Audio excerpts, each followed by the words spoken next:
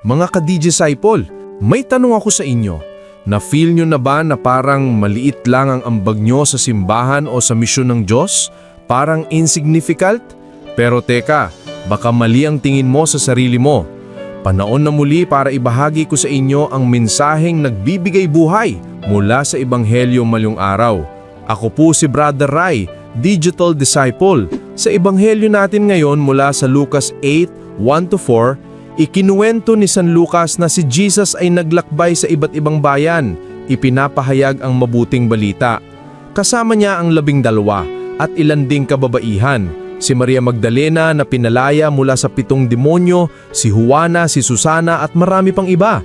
At sila mismo ang sumusuporta sa misyon ni Jesus mula sa kanilang sariling mga ari-arian. Grabe, mga ka-disciple, powerful ito. Kasi noong panahon ni Jesus, ang kababaihan madalas hindi pinapahalagahan. Pero sa Ebanghelyo, ipinakita niya na lahat may halaga. Lalaki man o babae, mayaman man o simple, lahat may puwang sa kanyang misyon. Ngayon, dito tayo tatamaan. Reflection question. Ako ba, nakikilahok din sa misyon ni Kristo o nananatili lang akong tagapanood? Ano ba ang kaya kong ialay? Oras, talento o simpleng suporta para sa gawain ng Diyos?